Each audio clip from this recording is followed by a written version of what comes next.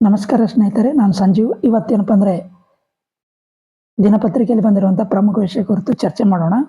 ಇಂದು Nitish CM ಪದಗ್ರಹಣ ಅಂತಿದೆ. ಅಂದರೆ ಇತ್ತೀಚೆಗೆ ಏನಪ್ಪ ಅಂದರೆ ಬಿಹಾರ ರಾಜ್ಯದಾಗ ವಿಧಾನಸಭೆ ಚುನಾವಣೆ ನಡೀತು.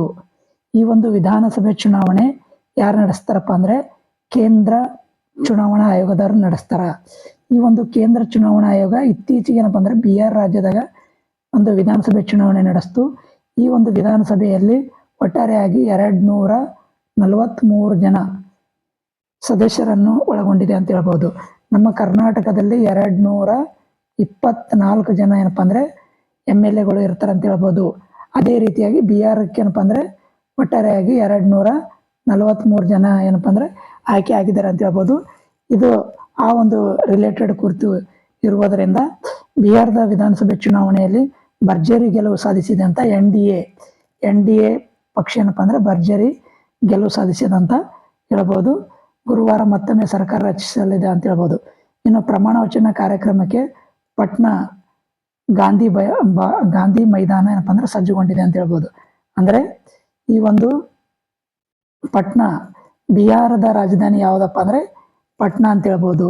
ನಮ್ಮ ಕರ್ನಾಟಕದ ರಾಜಧಾನಿ ಯಾವುದಪ್ಪ ಅಂತ ಕೇಳಿದ್ರೆ ಬೆಂಗಳೂರು ಅನ್ನೋ ರೀತಿಯಲ್ಲಿ ಈ ಒಂದು ಬಿಹಾರದ ರಾಜಧಾನಿ ಯಾವುದಪ್ಪ ಅಂದ್ರೆ ಅದು ಪಟ್ನಾ ಅಂತ ಹೇಳ್ಬೋದು. ಅದೇ ರೀತಿಯಾಗಿ ಬೇರೆ ಬೇರೆ ರಾಜ್ಯಗಳ ರಾಜಧಾನಿಗಳನ್ನು ಕೂಡ ಏನಪ್ಪ ಅಂದ್ರೆ ಕೇಳ್ಬೋದು. ಮಹಾರಾಷ್ಟ್ರದ ರಾಜಧಾನಿ ಯಾವುದಪ್ಪ ಅಂದ್ರೆ ಮುಂಬೈ ಅಂತ ಹೇಳ್ಬೋದು. ಇನ್ನು ಗುಜರಾತ್ನ ರಾಜಧಾನಿ ಅಹಮದಾಬಾದು. ಈ ರೀತಿಯಾಗಿ ನಮ್ಮ 28 ರಾಜ್ಯಗಳು ಮತ್ತು 8 ಕೇಂದ್ರಾಡಳಿತ ಪ್ರದೇಶಗಳನ್ನು ಏನಪ್ಪ ಅಂದ್ರೆ ನೋಡ್ಬೋದು. ಈಗ ನಾವು ಬಿಹಾರದ ಒಂದು ವಿಧಾನಸಭೆ ಚುನಾವಣೆ ಹಿನ್ನೆಲೆಯಲ್ಲಿ ನಾವೇನಪ್ಪ ಅಂದ್ರೆ ಬಿಹಾರದ ರಾಜಧಾನಿ ಯಾವುದಪ್ಪ ಅಂದ್ರೆ ಅದು ಪಟ್ನಾ ಅಂತ ಹೇಳ್ಬೋದು. ಇನ್ನು ಬಿಹಾರದ ಏನಪ್ಪ ಅಂದ್ರೆ ಇತ್ತೀಚೆಗೆ ವಿಧಾನಸಭೆ ಚುನಾವಣೆ ನಡೀತದೆ ಅಂತ ಹೇಳ್ಬೋದು. ಇನ್ನು JDU ವರಿಷ್ಠ ನಿತೀಶ್ ಕುಮಾರ್, ಈ JDU ಅಂದ್ರೆ ಏನನ್ನೋದು ಮುಂದೆ ಹೇಳ್ತೀನಿ. JDUನ ಫುಲ್ ಫಾರ್ಮು. ಈಗ ಈ JDUನ ವರಿಷ್ಠರಾಗಿರುವಂಥ ನಿತೀಶ್ ಕುಮಾರ್ ಅವರು ಏನಪ್ಪ ಅಂದ್ರೆ 10ನೇ ಬಾರಿಗೆ ಏನಪ್ಪ ಅಂದ್ರೆ ಈ ಒಂದು ಬಿಹಾರದ ಮುಖ್ಯಮಂತ್ರಿಯಾಗಿ ಪ್ರಮಾಣ ವಚನ ಏನಪ್ಪ ಅಂದ್ರೆ ಸ್ವೀಕಾರ ಮಾಡಲಿದ್ದಾರೆ ಅಂತ ಹೇಳ್ಬೋದು. ಈ ಒಂದು ಕಾರ್ಯಕ್ರಮಕ್ಕೆ ಏನಪ್ಪ ಅಂದ್ರೆ ಪ್ರಧಾನಿ ಮೋದಿ ಸೇರಿದಂತೆ ಕೇಂದ್ರದ ಸಚಿವರು, NDA ಆಡಳಿತ ಇರುವಂಥ ರಾಜ್ಯಗಳ ಮುಖ್ಯಮಂತ್ರಿಗಳು, ಇನ್ನು NDA ಆಡಳಿತ ಇರುವಂಥ ರಾಜ್ಯಗಳ ಮುಖ್ಯಮಂತ್ರಿಗಳು ಯಾರ್ಯಾರು ಅನ್ನೋದು ಕೂಡ ಏನಪ್ಪ ಅಂದ್ರೆ ಮುಂದಿನ ಒಂದು ಭಾಗದಾಗ ಚರ್ಚೆ ಮಾಡೋಣ ಅಂತ ಹೇಳ್ತೀನಿ. ಇನ್ನು ಬುಧವಾರ ನಡೆದಂಥ ರಾಜಕೀಯ ಚಟುವಟಿಕೆಗಳಲ್ಲಿ JDU ಶಾಸಕಾಂಗ ಪಕ್ಷದ ನಾಯಕನಾಗಿ, ಅಂದರೆ ಈ ಒಂದು JDU ಏನಾದಲ್ಲ, ಈ JDU ಶಾಸಕಾಂಗದ ಪಕ್ಷದ ನಾಯಕನಾಗಿ ನಿತೀಶ್ ಕುಮಾರ್ ಅವರೇನಪ್ಪ ಅಂದ್ರೆ ಆಯ್ಕೆ ಮಾಡಲಾಗಿದೆ ಅಂತ ಹೇಳ್ಬೋದು. ಇನ್ನು ಇದಾದ ನಂತರ ನಡೆದ ಸಭೆಯಲ್ಲಿ NDA ಶಾಸಕಾಂಗದ ಪಕ್ಷದ ಒಂದು ನಾಯಕನಾಗಿ ಆಯ್ಕೆ ಏನಪ್ಪ ಅಂದ್ರೆ ಅವಿರೋಧವಾಗಿ ಆಯ್ಕೆ ಮಾಡಲಾಯ್ತು ಅಂತ ಹೇಳ್ಬೋದು. ಇದರ ಬೆನ್ನಲ್ಲೇ ಅವರನ್ನು ರಾಜ್ಯಪಾಲ ಆರಿಫ್ ಮೊಹಮ್ಮದ್ ಖಾನ್, ಅಂದರೆ ಇದು ಪ್ರಮುಖವಾಗಿ ನೆನ್ಪಿಟ್ಕೋಬೇಕು ನಾವು. ಈ ಒಂದು ಬಿಹಾರ ರಾಜ್ಯದ ರಾಜ್ಯಪಾಲರು ಯಾರಪ್ಪ ಅಂದ್ರೆ ಆರಿಫ್ ಮೊಹಮ್ಮದ್ ಖಾನ್ ಅಂತ ಹೇಳ್ಬೋದು. ಆರಿಫ್ ಮೊಹಮ್ಮದ್ ಖಾನ್ ಅನ್ನೋರು ಈ ಒಂದು ಬಿಹಾರ ರಾಜ್ಯದ ರಾಜ್ಯಪಾಲರು ಅಂತ ಹೇಳ್ಬೋದು. ನಮ್ಮ ಕರ್ನಾಟಕದಲ್ಲೂ ಕೂಡ ಏನಪ್ಪ ಅಂದ್ರೆ ರಾಜ್ಯಪಾಲರನ್ನ ನಾವು ನೋಡ್ಬೋದು. ಆ ರಾಜ್ಯಪಾಲರ ವಿಷಯ ಬಂದಾಗ ರಾಜ್ಯಪಾಲರ ಹೆಸರು, ರಾಜ್ಯಪಾಲರ ಹುದ್ದೆ ಆ ಕುರಿತು ಏನಪ್ಪ ಅಂದ್ರೆ ಚರ್ಚೆ ಮಾಡೋಣ ಅಂತ ಹೇಳ್ತಾ, ಈಗ ಮುಂದೆ ಏನಪ್ಪ ಅಂದ್ರೆ ಮುಖ್ಯಮಂತ್ರಿ ಸ್ಥಾನಕ್ಕೆ ರಾಜೀನಾಮೆ ಸಲ್ಲಿಸಿ ಈಗ ಎಷ್ಟನೇ ಮುಖ್ಯಮಂತ್ರಿ ಆಗಿದ್ದರು ಇವರು ಅನ್ನೋದು ಕೂಡ ಏನಪ್ಪ ಅಂದ್ರೆ ಚರ್ಚೆಯಲ್ಲಿ ಇರುವಂಥದ್ದು. 10ನೇ ಬಾರಿಗೆ ಏನಪ್ಪ ಅಂದ್ರೆ ಮುಖ್ಯಮಂತ್ರಿಯಾಗಿ ಪ್ರಮಾಣ ವಚನ ಸ್ವೀಕರಿಸಲಿದ್ದಾರೆ ಅಂತ ಹೇಳ್ಬೋದು. ಇದರ ಜೊತೆಗೆ ಇವರು ಏನಪ್ಪ ಅಂದ್ರೆ ಮುಖ್ಯಮಂತ್ರಿ ಸ್ಥಾನಕ್ಕೆ ಏನಪ್ಪ ಅಂದ್ರೆ ರಾಜೀನಾಮೆ ಸಲ್ಲಿಸಿದ್ರು. ಈ ರಾಜೀನಾಮೆ ಸಲ್ಲಿಸಿದ ನಂತರ ಹೊಸ ಸರ್ಕಾರ ರಚನೆಗೆ ಹಕ್ಕು ಕೂಡ ಏನಪ್ಪ ಅಂದ್ರೆ ಮಂಡನೆ ಮಾಡಿದ್ದಾರೆ ಅಂತ ಹೇಳ್ಬೋದು. ಹೊಸ ಸರ್ಕಾರ ರಚನೆಗೆ ಏನಪ್ಪ ಅಂದ್ರೆ ಹಕ್ಕು ಕೂಡ ಏನಪ್ಪ ಅಂದ್ರೆ ಮಂಡನೆ ಮಾಡಿದ್ದಾರೆ ಅಂತ ಹೇಳ್ಬೋದು. ವಿಧಾನಸಭೆ ಸ್ಪೀಕರ್ ಸ್ಥಾನದ ವಿಚಾರದಲ್ಲಿ BJP ಮತ್ತು JDU ಮಧ್ಯೆ ನಡೆಯುತ್ತಿದ್ದಂಥ ಅಗ್ಗಜಗ್ಗಾಟ ಬಗೆಹರಿದಿದೆ ಅಂತ ಹೇಳ್ಬೋದು. ಇದೇನಪ್ಪ ಅಂದ್ರೆ ನಮ್ಗೆ ಅಷ್ಟು ಪ್ರಮುಖವಾಗಿ ಇರುವಂಥ ವಿಷಯ ಅಲ್ಲ. ಇನ್ನು ನಾವು ಮುಂದಕ್ಕೆ ಹೋದಾಗ 10ನೇ ಮುಖ್ಯಮಂತ್ರಿ ಕೂಡ ಏನಪ್ಪ ಅಂದ್ರೆ ಬಿಹಾರದ 10ನೇ ಮುಖ್ಯಮಂತ್ರಿ ಅಂತ ಕೂಡ ನಾವು ಹೇಳ್ಬೋದು. ಅದರ ಜೊತೆಗೆ ಬಿಹಾರದ ಒಟ್ಟಾರೆಯಾಗಿ ಮುಖ್ಯಮಂತ್ರಿಗಳನ್ನು ನಾವು ತೆಗೆದುಕೊಂಡು ನೋಡಿದಾಗ ಈ ಒಂದು ಬಿಹಾರದಲ್ಲಿ 34ನೇ ಮುಖ್ಯಮಂತ್ರಿಯಾಗಿ ಈ ಒಂದು ನಿತೀಶ್ ಕುಮಾರ್ ಅವರೇನಪ್ಪ ಅಂದ್ರೆ ಆಯ್ಕೆ ಆಗಿದ್ದಾರೆ ಅಂತ ಹೇಳ್ಬೋದು. ಇನ್ನು ಒಟ್ಟಾರೆ ನಿತೀಶ್ ಕುಮಾರ್ ಎಷ್ಟು ಬಾರಿ ಮುಖ್ಯಮಂತ್ರಿ ಆಗಿದ್ದಾರಪ್ಪ ಅಂದ್ರೆ 10 ಬಾರಿ ಏನಪ್ಪ ಅಂದ್ರೆ ಈ ಒಂದು ಬಿಹಾರ ರಾಜ್ಯದ ಮುಖ್ಯಮಂತ್ರಿಯಾಗಿ ಏನಪ್ಪ ಅಂದ್ರೆ ಇವರು ಅಧಿಕಾರ ಸ್ವೀಕರಿಸಲಿದ್ದಾರೆ ಅಂತ ಹೇಳ್ಬೋದು. ಇನ್ನು ಇಲ್ಲಿ ನಾವು ನೋಡ್ತಾ ಹೋದಾಗ ಬಿಹಾರದ 34ನೇ ಮುಖ್ಯಮಂತ್ರಿಯಾಗಿ ನಿತೀಶ್ ಕುಮಾರ್ ಏನಪ್ಪಾ ಅಂದ್ರೆ ಗಾಂಧಿ ಮೈದಾನದಲ್ಲಿ ಪ್ರಮಾಣ ವಚನ ಸ್ವೀಕಾರ ಮಾಡಲಿದ್ದಾರೆ ಅಂತ ಹೇಳ್ಬೋದು. ಈ ಒಂದು ಸಮಾರಂಭಕ್ಕೆ ನರೇಂದ್ರ ಮೋದಿ, ಭಾರತದ ಪ್ರಧಾನಮಂತ್ರಿ ಆದಂತ ನರೇಂದ್ರ ಮೋದಿ ಅವರು ಮತ್ತು ಗೃಹ ಸಚಿವರಾಗಿರುವಂತ ಅಮಿತ್ ಶಾ ಅವರು, ಕೇಂದ್ರ ಗೃಹ ಸಚಿವ ಯಾರಪ್ಪ ಅಂದ್ರೆ ಅಮಿತ್ ಶಾ ಅಂತ ಹೇಳ್ಬೋದು. ರಾಜ್ಯದ ಗೃಹ ಸಚಿವ ಯಾರಪ್ಪ ಅಂದ್ರೆ ಡಾಕ್ಟರ್ ಜಿ ಪರಮೇಶ್ವರ್ ಅಂತ ಕೂಡ ನಾವು ಹೇಳ್ಬೋದು. ಅದೇ ರೀತಿಯಾಗಿ ರಾಜ್ಯದ ಮುಖ್ಯಮಂತ್ರಿ ಯಾರಪ್ಪ ಅಂದ್ರೆ ನಮ್ಮ ಸಿದ್ದರಾಮಯ್ಯ ಅಂತ ಹೇಳ್ಬೋದು. ಇನ್ನು ಇದೇ ವೇಳೆ ಸಚಿವ ಸ್ಥಾನಕ್ಕಾಗಿ ಲಾಬಿ ಮುಂದುವರೆದು ಇವೆಲ್ಲ ಏನು ಬೇಕಾಗಿಲ್ಲ. ಕೆಲವು ಸಚಿವ ಸ್ಥಾನಕ್ಕಾಗಿ ಬಿಜೆಪಿ ಪಟ್ಟು ಹಿಡಿದಿದೆ ಎಂದು ಮೂಲಗಳು ತಿಳಿಸಿವೆ. ಹೊಸ ಸಂಪುಟದಲ್ಲಿ ಮಿತ್ರ ಪಕ್ಷಗಳಾದ ಚಿರಾಗ್ ಪಾಸ್ವಾನ್ ಅವರ ಇಲ್ಲಿ ಈ ಒಂದು ಚಿರಾಗ್ ಪಾಸ್ವಾನ್ ಅನ್ನೋರು ಪ್ರಮುಖವಾಗಿ ನಾವು ನೆನಪಿಡಬೇಕು. ಎಲ್ ಜೆ ಪಿ ಅನ್ನೋದು ಇವರ ಒಂದು ಪಕ್ಷ ಅಂತ ಹೇಳ್ಬೋದು. ಇದು 3 HAM ಮತ್ತು RLM ನ ತಲಾ ಒಬ್ಬರಿಗೆ ಸಚಿವ ಸ್ಥಾನ ಏನಪ್ಪಾ ಅಂದ್ರೆ ಸಿಗುವ ಸಾಧ್ಯತೆ ಇದೆ ಅಂತ. ಇವೇನು ಬೇಕಾಗಿಲ್ಲ. ನಿತೀಶ್ ಜೊತೆಗೆ ಬಿಜೆಪಿಯಿಂದ 16, JDU-ನಿಂದ 14 ಮಂದಿ ಸಚಿವರಾಗಿ ಪ್ರಮಾಣ ವಚನ ಸ್ವೀಕರಿಸಲಿದ್ದಾರೆ ಅಂತ. ಇವೇನು ಇಂಪಾರ್ಟೆಂಟ್ ಅಲ್ಲ.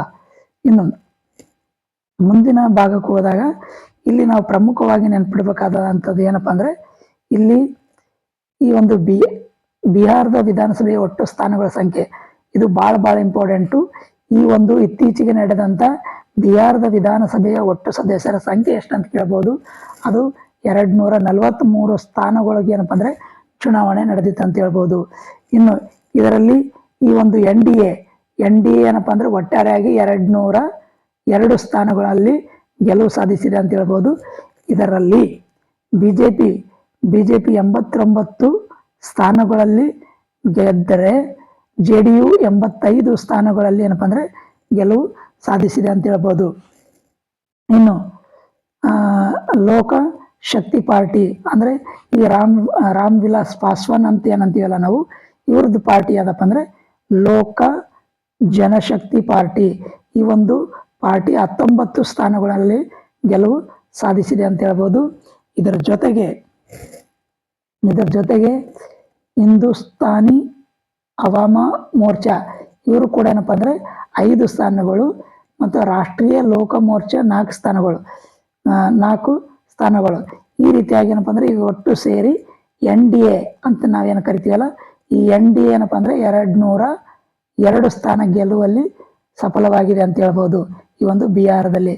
ಇನ್ನು ಬಿಹಾರದಲ್ಲಿ ನಾವು ನಿತೀಶ್ ಕುಮಾರ್ ಅವರು ಮುಖ್ಯಮಂತ್ರಿಯಾಗಿ ಬಂದಂತ ಒಂದು 10 ಬಾರಿ ಯಾವಾಗ ಮುಖ್ಯಮಂತ್ರಿಯಾಗಿ ಪ್ರಮಾಣ ವಚನವನ್ನು ಸ್ವೀಕರಿಸಿ ಆಡಳಿತ ನಡೆಸಿದ್ದಾರೆ ಅನ್ನೋದು ನೋಡುವಾಗ ನಾವು ಪ್ರಮುಖವಾಗಿ ಈ ಒಂದು ಪ್ರಮಾಣ ವಚನ ಸ್ವೀಕಾರ ಮಾಡಿರುವಂಥದ್ದು ಮೊದಲನೇ ಬಾರಿಗೆ 2000ರಲ್ಲಿ ಮಾರ್ಚ್ 3ರಂದು ಏನಪ್ಪಾ ಅಂದ್ರೆ 2000 ಇಸ್ವಿ ಮಾರ್ಚ್ 3ರಂದು ಏನಪ್ಪಾ ಅಂದ್ರೆ ಇವರು ಪ್ರಮಾಣ ವಚನ ಮಾಡಿದ್ದಾರೆ ಅಂತ ಹೇಳ್ಬೋದು. ಅದು ಮೊದಲ ಬಾರಿಗೆ. ಅದು 2000 ಇಸ್ವಿ ಮಾರ್ಚ್ 10ರವರೆಗೂ ಅಂದ್ರೆ 1 ವಾರಗಳ ಕಾಲ ಏನಪ್ಪಾ ಅಂದ್ರೆ ಇವರು ಮೊದಲ ಬಾರಿಗೆ ನಿತೀಶ್ ಕುಮಾರ್ ಅವರು ಏನಪ್ಪಾ ಅಂದ್ರೆ ಈ ಒಂದು ಬಿಹಾರದ ಮುಖ್ಯಮಂತ್ರಿಯಾಗಿ ಅಧಿಕಾರ ಸ್ವೀಕರಿಸಿದ್ದಾರೆ ಅಂತ ಹೇಳ್ಬೋದು. ಮೊದಲ ಬಾರಿ ಮುಖ್ಯಮಂತ್ರಿ ಆದಾಗ ಕೇವಲ 1 ವಾರ ಕಾಲ ಏನಪ್ಪಾ ಅಂದ್ರೆ ಈ ಒಂದು ಬಿಹಾರ ರಾಜ್ಯದ ಮುಖ್ಯಮಂತ್ರಿಯಾಗಿ ಮುಂದುವರೆದಿದ್ದಾರೆ ಅಂತ ಹೇಳ್ಬೋದು. ಇನ್ನು 2ನೇ ಬಾರಿ ಮುಖ್ಯಮಂತ್ರಿ ಯಾವಾಗ ಆಗಿದ್ರಪ್ಪ ಅಂದ್ರೆ ಅದು 2005ರಲ್ಲಿ ಏನಪ್ಪಾ ಅಂದ್ರೆ 2ನೇ ಬಾರಿಗೆ ಮುಖ್ಯಮಂತ್ರಿ ಆಗಿದ್ರು. ಅದು ನವೆಂಬರ್ 24ರಂದು ಮುಖ್ಯಮಂತ್ರಿಯಾಗಿ ಸ್ವೀಕಾರ ಮಾಡಿದರು. ಅದು 2014 ಮೇ 20ರವರೆಗೂ ಏನಪ್ಪಾ ಅಂದ್ರೆ ಈ ಒಂದು ಬಿಹಾರ ರಾಜ್ಯದ ಮುಖ್ಯಮಂತ್ರಿಯಾಗಿ 2ನೇ ಬಾರಿಗೆ ಏನಪ್ಪಾ ಅಂದ್ರೆ ಸುಮಾರು 8.5 ವರ್ಷಗಳ ಕಾಲ ಏನಪ್ಪಾ ಅಂದ್ರೆ ಬಿಹಾರದ ರಾಜ್ಯದ ಏನಪ್ಪಾ ಅಂದ್ರೆ ಮುಖ್ಯಮಂತ್ರಿಯಾಗಿ ಕಾರ್ಯನಿರ್ವಹಿಸಿದಂಥದ್ದು ನಿತೀಶ್ ಕುಮಾರ್ ಅವರ ಒಂದು ಹೆಸರಿಗಿದೆ ಅಂತ ಹೇಳ್ಬೋದು. ಅದೇ ರೀತಿಯಾಗಿ 3ನೇ ಬಾರಿ ಮುಖ್ಯಮಂತ್ರಿ ಆಗಿದ್ದು ಯಾವಾಗಪ್ಪ ಅಂದ್ರೆ ಅದು 2010ರಲ್ಲಿ ನವೆಂಬರ್ 26ರಂದು ಏನಪ್ಪಾ ಅಂದ್ರೆ ಪ್ರಮಾಣ ವಚನ ಸ್ವೀಕಾರ ಮಾಡಿದ್ರು. 2014 ಮೇ 19ರವರೆಗೆ ಅಂದ್ರೆ 3 ವರ್ಷದ ಕಾಲ ಏನಪ್ಪಾ ಅಂದ್ರೆ ಇವರು ಈ ಒಂದು ಬಿಹಾರ ರಾಜ್ಯದ ಮುಖ್ಯಮಂತ್ರಿಯಾಗಿ 3ನೇ ಬಾರಿಗೆ ಏನಪ್ಪಾ ಅಂದ್ರೆ ಅಧಿಕಾರ ನಡೆಸಿದ್ದಾರೆ ಅಂತ ಹೇಳ್ಬೋದು. ಅದರ ಜೊತೆಗೆ 4ನೇ ಬಾರಿ ಯಾವಾಗ ಮುಖ್ಯಮಂತ್ರಿ ಆಗಿದ್ದರಪ್ಪ ಅಂದರೆ 2015 ಫೆಬ್ರವರಿ 2ರಂದು ಪ್ರಮಾಣ ವಚನ ಸ್ವೀಕಾರ ಮಾಡಿಕೊಂಡಿದ್ರು. ಇನ್ನು 2015 ನವೆಂಬರ್ 19ರವರೆಗೆ ಅಂದರೆ 9 ತಿಂಗಳ ಕಾಲ ಏನಪ್ಪ ಅಂದರೆ ಈ 4ನೇ ಅವಧಿಯಲ್ಲಿ 9 ತಿಂಗಳ ಕಾಲ ಏನಪ್ಪ ಅಂದರೆ ಮುಖ್ಯಮಂತ್ರಿಯಾಗಿ ಕಾರ್ಯನಿರ್ವಹಿಸಿದ್ರು ಅಂತ ಹೇಳ್ಬೋದು. ಇದರ ಜೊತೆಗೆ ಮತ್ತೊಮ್ಮೆ 5ನೇ ಬಾರಿಗೆ ಏನಪ್ಪ ಅಂದರೆ 2015ರಲ್ಲಿ ಏನಪ್ಪ ಅಂದರೆ ನವೆಂಬರ್ 20ರಂದು ಏನಪ್ಪ ಅಂದರೆ ಪ್ರಮಾಣ ವಚನ ಸ್ವೀಕಾರ ಮಾಡಿದ್ರು. 1.25 ವರ್ಷ ಅಂದರೆ 1.25 ವರ್ಷ ಏನಪ್ಪ ಅಂದರೆ 2017ರವರೆಗೆ ಏನಪ್ಪ ಅಂದರೆ 15ರಿಂದ 17ರವರೆಗೆ ಏನಪ್ಪ ಅಂದರೆ ಮುಖ್ಯಮಂತ್ರಿಯಾಗಿ 5ನೇ ಬಾರಿಗೆ ಏನಪ್ಪ ಅಂದರೆ ಪ್ರಮಾಣ ವಚನ ಸ್ವೀಕರಿಸಿ ಒಂದು ಬಿಹಾರದ ಮುಖ್ಯಮಂತ್ರಿಯಾಗಿ ಕಾರ್ಯನಿರ್ವಹಿಸಿದ್ರು ಅಂತ ಹೇಳ್ಬೋದು. ಇದರ ಜೊತೆಗೆ 6ನೇ ಬಾರಿಗೆ ಏನಪ್ಪ ಅಂದರೆ 2020 ನವೆಂಬರ್ರಿಂದ ಅವಧಿ ಏನಪ್ಪ ಅಂದರೆ ಇವರು ಪ್ರಮಾಣ ವಚನ ಸ್ವೀಕಾರ ಮಾಡಿದ್ದು 2017ರಲ್ಲಿ ಜುಲೈ 27ರಂದು 2020 ನವೆಂಬರ್ 12ರವರೆಗೆ ಅಂದರೆ 3.25 ವರ್ಷ ಅಂದರೆ 3.5 ವರ್ಷ ಏನಪ್ಪ ಅಂದರೆ ಈ ಒಂದು ಬಿಹಾರದ 6ನೇ ಬಾರಿಗೆ ಮುಖ್ಯಮಂತ್ರಿಯಾಗಿ ಏನಪ್ಪ ಅಂದರೆ ಪ್ರಮಾಣ ವಚನ ಸ್ವೀಕಾರ ಮಾಡಿದ್ರು ಅಂತ ಹೇಳ್ಬೋದು. ಇನ್ನೊಂದು 7ನೇ ಬಾರಿ ಪ್ರಮಾಣ ವಚನ ಸ್ವೀಕಾರ ಮಾಡಿದ್ದು ಅದು 2020 ನವೆಂಬರ್ 16ರಂದು 2022 ಆಗಸ್ಟ್ 9ರವರೆಗೆ ಅಂದರೆ ಇಲ್ಲೂ 1.25 ವರ್ಷ ಕಾಲ ಏನಪ್ಪ ಅಂದರೆ 7ನೇ ಬಾರಿಗೆ ಏನಪ್ಪ ಅಂದರೆ ಬಿಹಾರದ ಮುಖ್ಯಮಂತ್ರಿಯಾಗಿ ಕಾರ್ಯನಿರ್ವಹಿಸಿದ್ದಾರೆ ಅಂತ ಹೇಳ್ಬೋದು.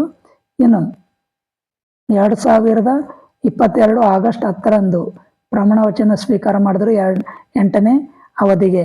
ಅವರು 2024 ಜನವರಿ 28ರವರೆಗೆ ಅಂದರೆ 17 ತಿಂಗಳ ಕಾಲ ಏನಪ್ಪ ಅಂದರೆ ಬಿಹಾರದ ಮುಖ್ಯಮಂತ್ರಿಯಾಗಿ ಒಂದು ಕಾರ್ಯನಿರ್ವಹಿಸಿದ್ರು ಅಂತ ಹೇಳ್ಬೋದು. ಅದರ ಜೊತೆಗೆ 2024 ಜನವರಿ 28ರ ಅಲ್ಲಿ ಏನಪ್ಪ ಅಂದರೆ ಪ್ರಮಾಣ ವಚನ ಸ್ವೀಕರಿಸಿದ್ರು 9ನೇ ಬಾರಿಗೆ ಏನಪ್ಪ ಅಂದರೆ ಇವರು ಸುಮಾರು 22 ತಿಂಗಳ ಕಾಲ ಏನಪ್ಪ ಅಂದರೆ ಬಿಹಾರದ ಮುಖ್ಯಮಂತ್ರಿ ಆಗಿದ್ರು ಅಂತ ಹೇಳ್ಬೋದು.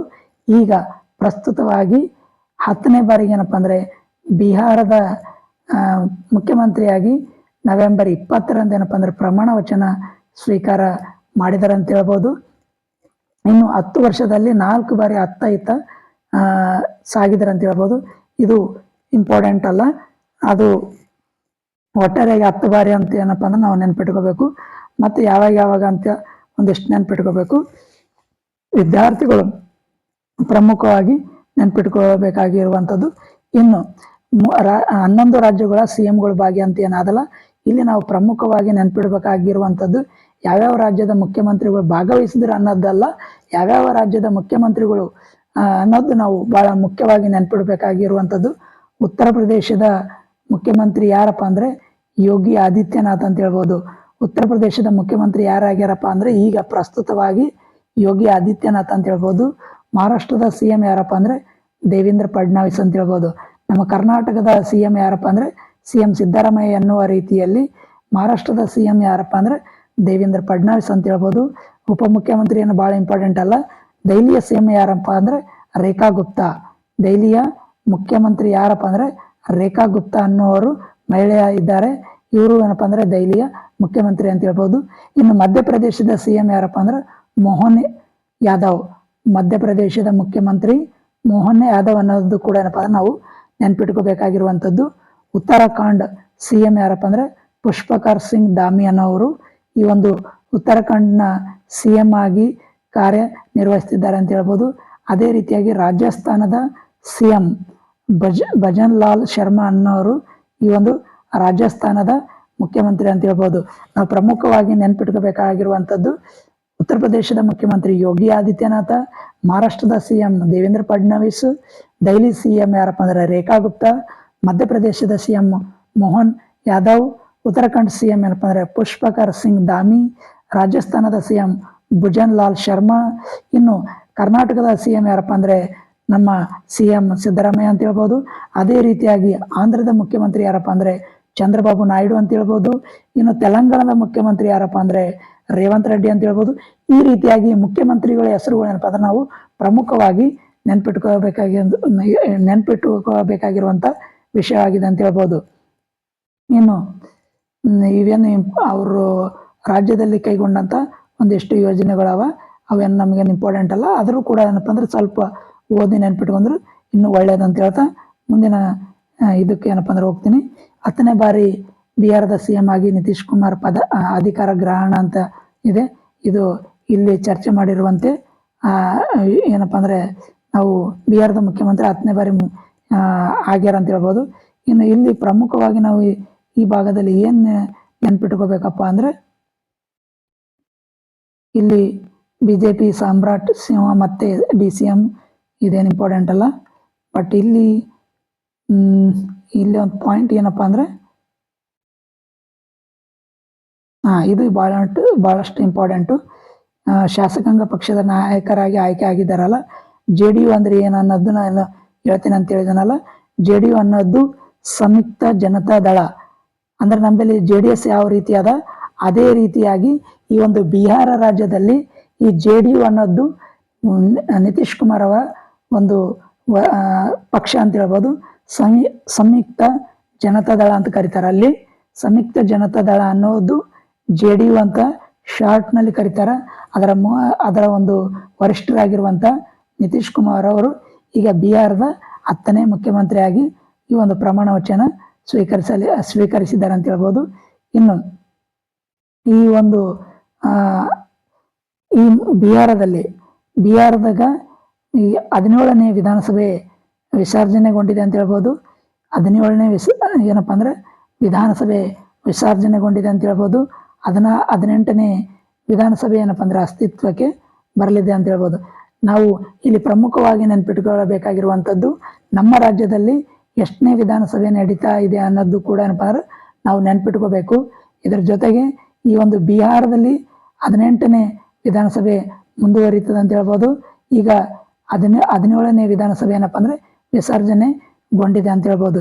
ಇದಿಷ್ಟು ಪ್ರಮುಖವಾಗಿ ಏನಪ್ಪಾ ಅಂದ್ರೆ ನಾವು ನೆನ್ಪಿಡಬೇಕಾಗಿರುವಂತ ಅಂಶ. ಇನ್ನು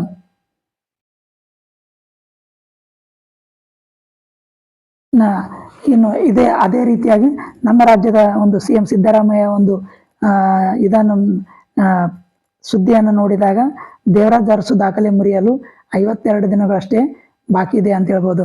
ನಮ್ಮ ರಾಜ್ಯದಲ್ಲಿ ಸುದೀರ್ಘವಾಗಿ ಆಡಳಿತ ನಡೆಸಿದಂತ ದಾಖಲೆ ಇರುವಂತದ್ದು ದೇವರಾಜ್ ಅರಸು ಅವರ ಹೆಸರಿನಲ್ಲಿ. ಅವರ ದಾಖಲೆ ಮುರಿಲಕ್ಕೆ ಏನಪ್ಪಾ ಅಂದ್ರೆ CM ಸಿದ್ದರಾಮಯ್ಯ ಅವರಿಗೆ ಏನಪ್ಪಾ ಅಂದ್ರೆ 52 ದಿನಗಳಷ್ಟೇ ಏನಪ್ಪಾ ಅಂದ್ರೆ ಬಾಕಿ ಇದೆ ಅಂತ ಹೇಳ್ಬೋದು. ಇದಿಷ್ಟೇನಪ್ಪಾ ಅಂದ್ರೆ CM ಸಿದ್ದರಾಮಯ್ಯದು. CM ಸಿದ್ದರಾಮಯ್ಯ ಅವರು ಏನಪ್ಪಾ ಅಂದ್ರೆ ಈಗ 7.5 ವರ್ಷ ಏನಪ್ಪಾ ಅಂದ್ರೆ ಪೂರೈಸಿದ ಒಂದು ಹಿನ್ನೆಲೆಯಲ್ಲಿ, ಅಂದ್ರೆ ಇವರು ಈ ಹಿಂದೆ 5 ವರ್ಷಗಳ ಕಾಲ ಏನಪ್ಪಾ ಅಂದ್ರೆ ಸಂಪೂರ್ಣವಾಗಿ ರಾಜ್ಯದ ಮುಖ್ಯಮಂತ್ರಿಯಾಗಿ ಏನಪ್ಪಾ ಅಂದ್ರೆ ಕಾರ್ಯನಿರ್ವಹಿಸಿರುವಂಥದ್ದು. ಅದು ಯಾವ ಒಂದು ವರ್ಷದಿಂದ ಯಾವ ವರ್ಷ ಅನ್ನೋದು ಕೂಡ ನಾವು ಪ್ರಮುಖವಾಗಿ ನೆನಪಿಟ್ಟುಕೊಳ್ಬೇಕಾಗಿರುವಂಥದ್ದು.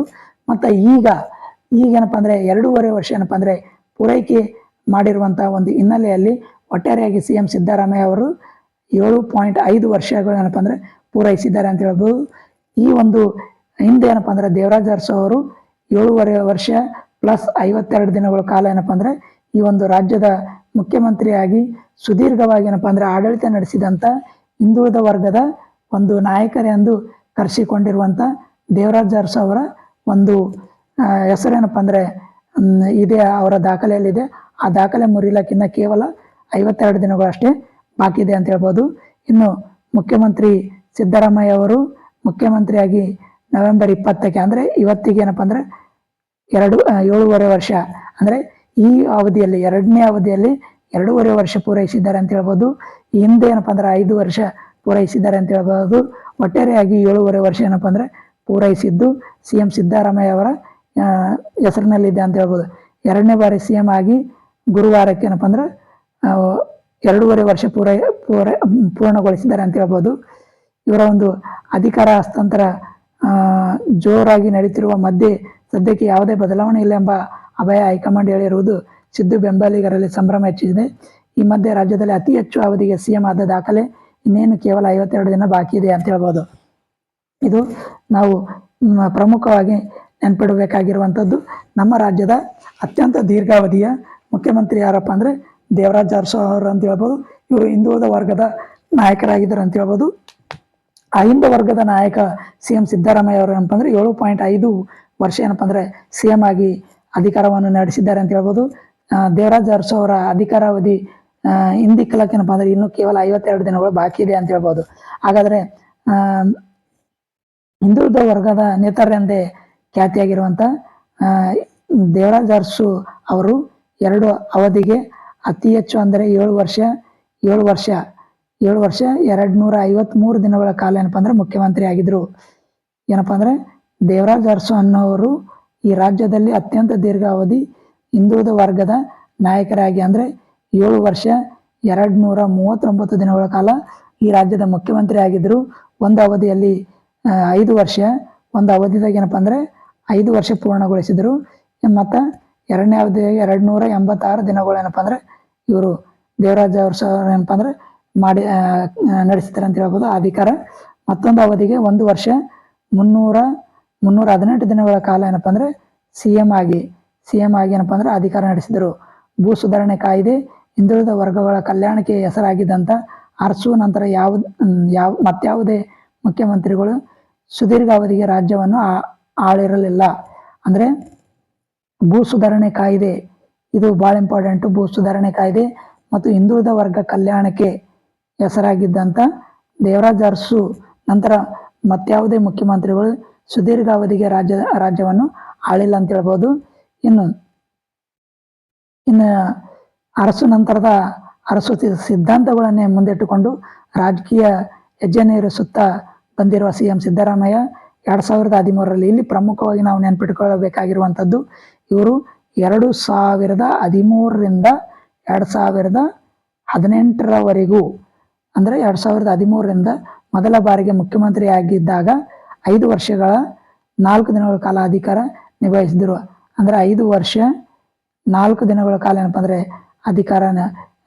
ಕಾರ್ಯನಿರ್ವಹಿಸಿದರು. ಮತ್ತು 2023 ಮೇ 30ರಂದು ಇದು ಭಾಳ ಇಂಪಾರ್ಟೆಂಟು.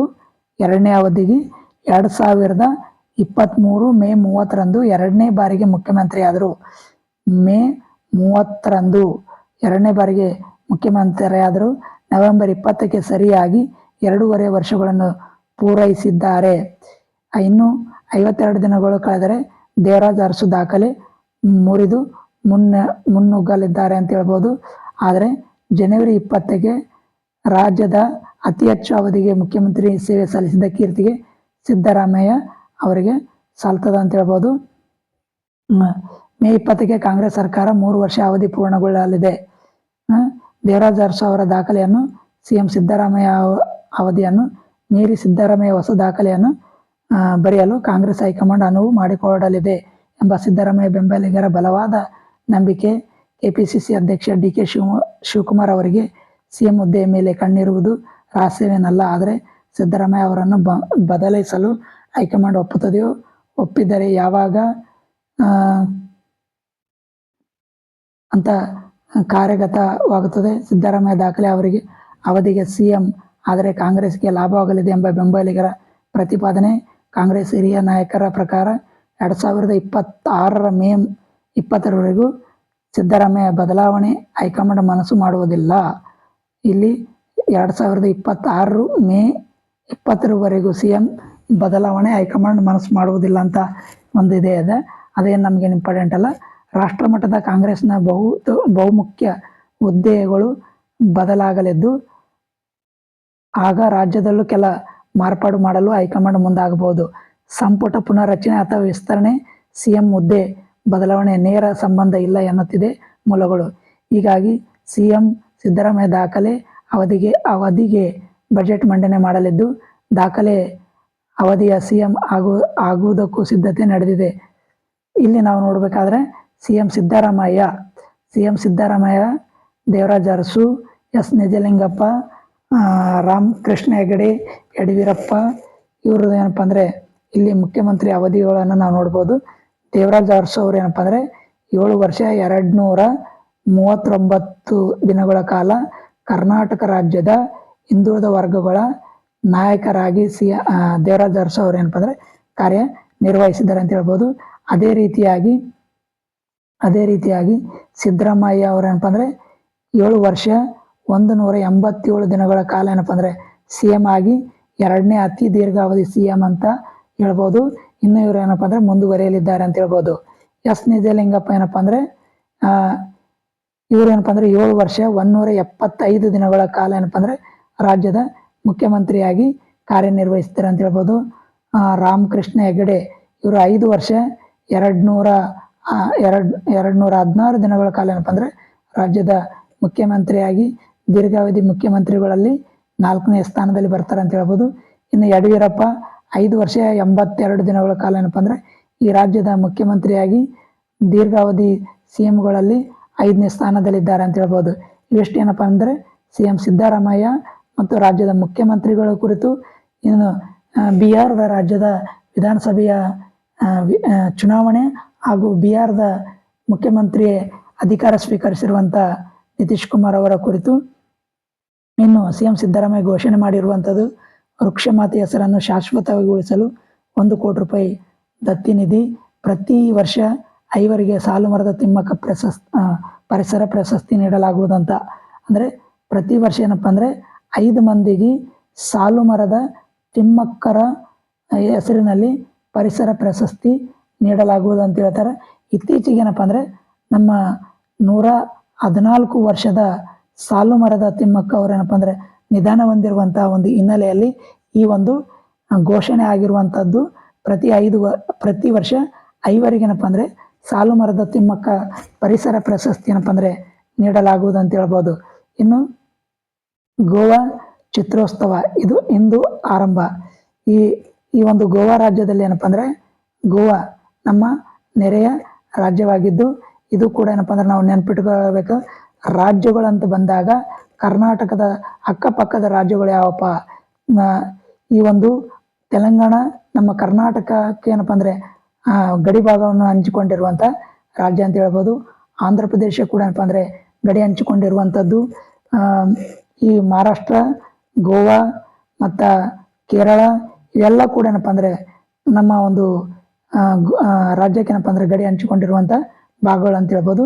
ಈ ಗೋವಾ ರಾಜ್ಯದಾಗ ಏನಪ್ಪ ಅಂದರೆ ಚಿತ್ರೋತ್ಸವದ ಏನಪ್ಪ ಅಂದರೆ ಇಂದು ಆರಂಭ ಅಂತ ಸುದ್ದಿ ಇದೆ.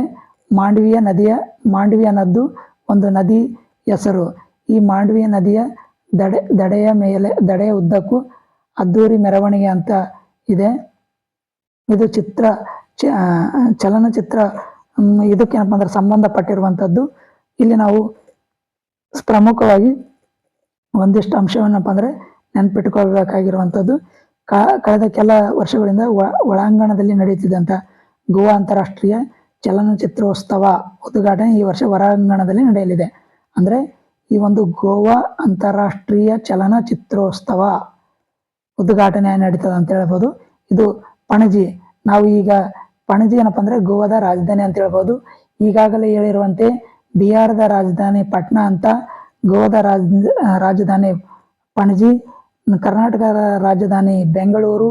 ಈ ರೀತಿಯಾಗಿ ಏನಪ್ಪ ಅಂದರೆ ನಾವು ನೋಡ್ಬೋದು.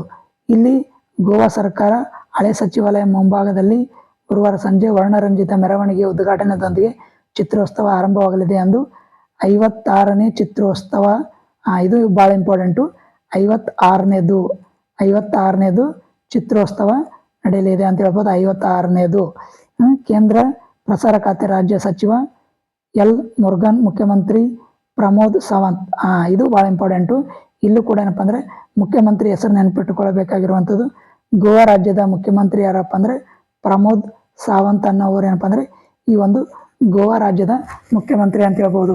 ಈಗಾಗಲೇ ಹೇಳಿರುವಂತೆ ಕರ್ನಾಟಕ ರಾಜ್ಯದ ಮುಖ್ಯಮಂತ್ರಿ ಸಿದ್ದರಾಮಯ್ಯ ಅವರು, ಈ ಆಂಧ್ರ ಪ್ರದೇಶದ ಮುಖ್ಯಮಂತ್ರಿ ಚಂದ್ರಬಾಬು ನಾಯ್ಡು, ತೆಲಂಗಾಣದ ಮುಖ್ಯಮಂತ್ರಿ ರೇವಂತ್ ರೆಡ್ಡಿ, ಈ ಮತ್ತು ನಮ್ಮ ಅಕ್ಕಪಕ್ಕದ ರಾಜ್ಯದ ಮುಖ್ಯಮಂತ್ರಿಗಳ ಕುರಿತು ಈಗಾಗಲೇ ಏನಪ್ಪ ಅಂದರೆ ಚರ್ಚೆ ಮಾಡಿರುವಂತೆ ಮುಖ್ಯಮಂತ್ರಿಗಳ ಹೆಸರು ಪ್ರಮುಖವಾಗಿ ನೆನಪಿಟ್ಕೊಳ್ಬೇಕಾಗಿರುವಂಥದ್ದು.